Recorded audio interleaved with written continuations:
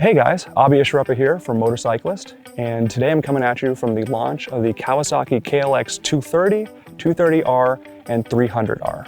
Now the 230 is a dual sport, and the 230R and 300R are more trail bikes. They're not competition machines.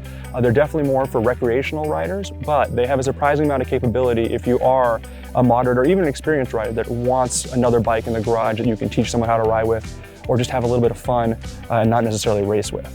I'll make sure that you have all the technical details you need in my written review on Motorcyclist Online, but today I really just want to focus on both the R bikes, on the trail bikes, and really just a few things that I really appreciated about them from this experience.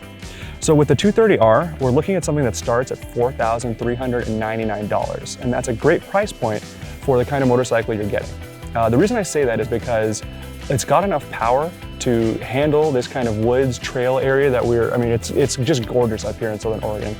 And the 230 is well set up for it because even though it's offered at a very affordable price, the components are solid. So you don't necessarily feel like you're getting truly budget suspension or budget brakes. In fact, the suspension I'd say is adequate for my size. Probably a little too big for the bike, but the brakes are great. And the motor is very good at delivering easy-to-use power. So you're looking at a single overhead cam motor, 2 valves, air-cooled. It really feels like it's just going to be reliable and run until a nuclear blast. The maintenance is going to be really easy. There's a lot of reasons why, if you're not looking for a race-type bike, this would be an excellent way to, as Kawasaki puts it, get out and play.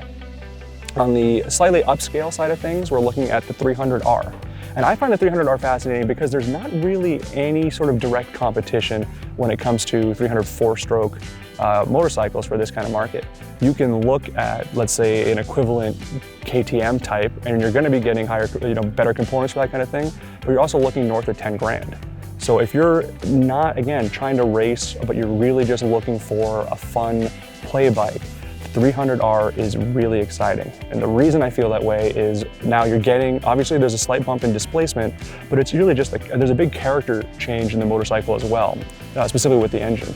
So now you're looking at liquid cooling, dual overhead cams, 4 valves. It's a little peakier, and you can definitely feel that when you want to wind it out and climb that hill or whatever it might be, you have that power there.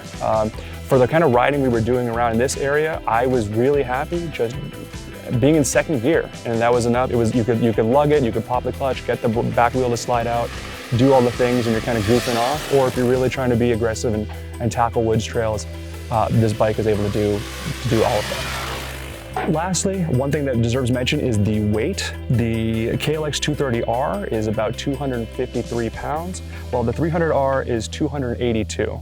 Both bikes are going to have 49 state models and California models. The latter will have a little bit more emissions requirements, and so they're going to weigh a couple pounds more.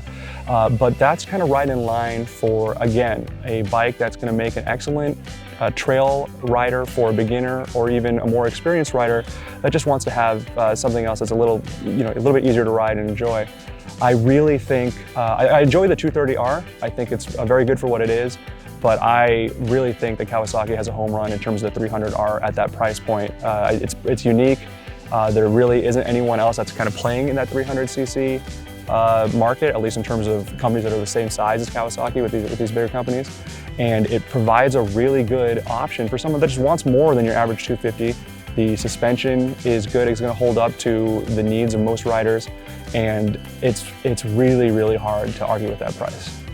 So again, go to the written review on Motorcyclist for all the details you want, and until then, thanks for watching.